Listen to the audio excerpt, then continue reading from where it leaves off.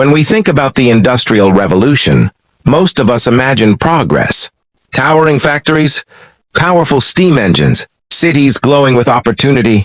History books often frame it as the moment humanity leveled up, when machines replaced muscle, when production skyrocketed, and when modern civilization truly began. But progress has a price. And the truth is, the Industrial Revolution didn't just build the modern world. It also built suffering into its foundation. Behind every spinning textile machine, there were hands, often tiny, bleeding hands feeding the gears.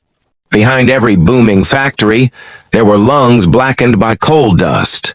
Behind every wealthy industrialist, there were thousands trapped in cycles of poverty they couldn't escape. This wasn't just an age of invention. It was an age of exploitation. And today, we're stepping into the shadows of that progress to explore the dark side of the Industrial Revolution, the stories that rarely make it into celebration narratives. Because history isn't just about what humanity built. It's also about what humanity endured to build it. One of the most disturbing realities of the Industrial Revolution was child labor. Factories didn't just employ children, they depended on them. Kids as young as 5 or 6 years old worked 12 to 16 hours a day. Not occasionally, but every single day except Sunday. Why children? Because they were cheap. Because they were small. Because they could crawl under dangerous machines adults couldn't fit into. Imagine being 8 years old, spending your day inside a roaring textile mill. The air thick with cotton fibers, so dense you could barely breathe. The noise so loud you couldn't hear your own thoughts. And the punishment? If you slowed down, you were beaten. If you fell asleep, you were beaten. If you got injured, you were replaced.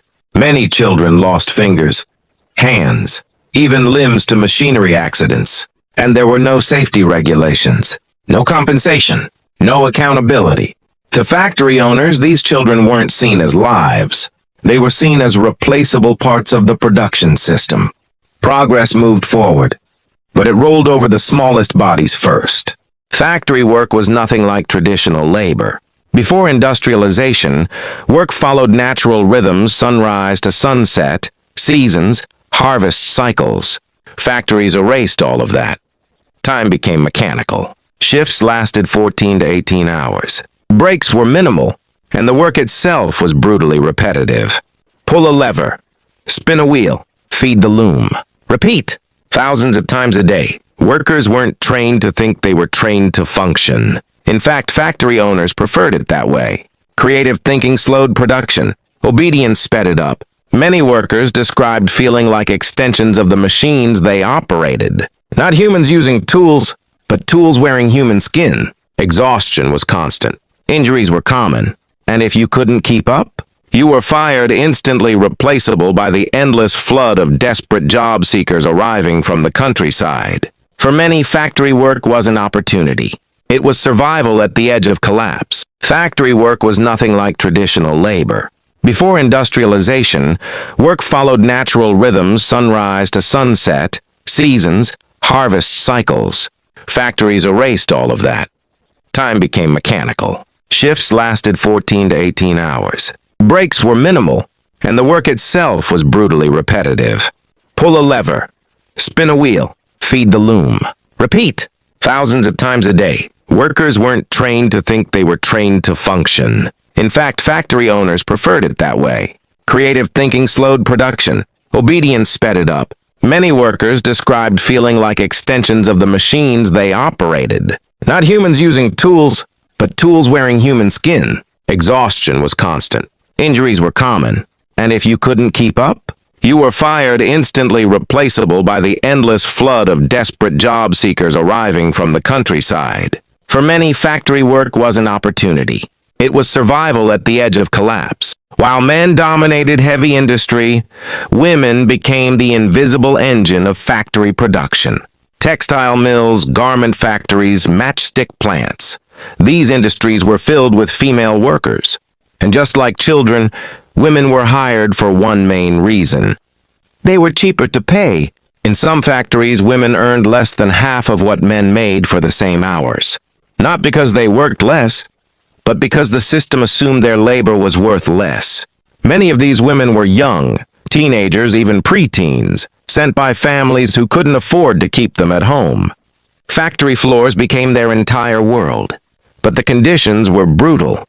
Poor ventilation, extreme heat, toxic chemicals. One of the most horrifying examples came from matchstick factories.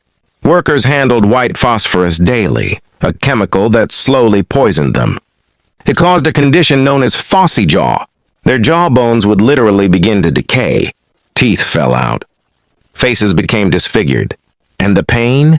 Unimaginable. Some women chose death over continuing to work in that agony.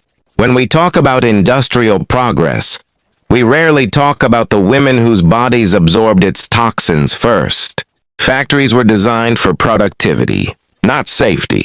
Machines had no guards. Gear spun openly. Steam boilers operated under massive pressure with little regulation. And when something went wrong, it went catastrophically wrong. Workers were crushed inside textile rollers. Hair got caught in spinning shafts, ripping scalps clean off. Limbs were pulled into mechanical jaws before operators could even react. And explosions. Boiler explosions could level entire factory sections in seconds, killing dozens instantly. But what's perhaps most disturbing is how normal these accidents became. Injury wasn't shocking. It was expected. Many workers went to their shifts knowing they might not come back whole, or at all. And if they died? Factories rarely stopped production. The machines kept running, because downtime meant lost profit. In the industrial economy, human life was often valued less than machine output. But suffering doesn't stay silent forever. As conditions worsened, workers began to push back. At first, resistance was small complaints, petitions, scattered protests. But factory owners ignored them. So resistance escalated. One of the earliest movements came from the Luddites, textile workers who destroyed machines they believed were stealing their livelihoods. They weren't anti-technology. They were anti-exploitation. But governments sided with industrialists. Machine breaking became punishable by death. Yes, death. Imagine that. Damaging a machine could get you executed, while exploiting workers remained legal. Still, the pressure kept building. Strikes spread. Labor unions formed. Workers demanded shorter hours, safer conditions, fair wages. And though progress was slow, these movements planted the seeds of modern labor rights. Every weekend you enjoy today. Every workplace safety law, every overtime pay policy. It traces back to workers who risked everything to fight industrial abuse. The Industrial Revolution didn't just reshape human lives. It reshaped the planet. Factories dumped chemical waste directly into rivers. Water turned black, then toxic. Fish died en masse. Communities downstream drank poisoned water because they had no alternative. Forests were cut down rapidly to fuel expansion. Coal mining scarred landscapes permanently. Entire hills were hollowed out. And the air? Cities like Manchester and London became symbols of industrial smog. Soot-coated buildings so thickly they turned black. Acid rain damaged crops and ecosystems miles away from factories. What makes this darker is that people at the time didn't fully understand the long-term consequences. Industrial pollution wasn't seen as environmental destruction. It was seen as the smell of progress. Only later would humanity realize we hadn't just industrialized production. We had industrialized environmental damage.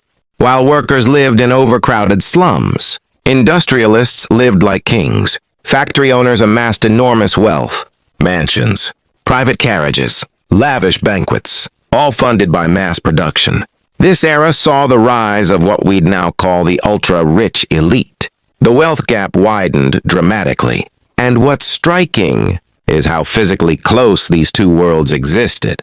In some cities, you could walk 10 minutes from luxury estates straight into disease-ridden worker districts. Two realities, built by the same industrial system. One thrived from it. The other was consumed by it. It raises a haunting question. Was the Industrial Revolution lifting humanity, or simply redistributing suffering downward? We often talk about physical suffering, but the psychological damage was just as severe. Factory life stripped people of identity.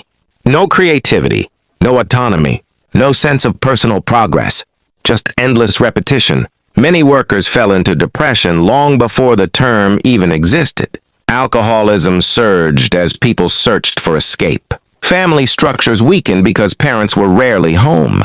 Children grew up emotionally disconnected.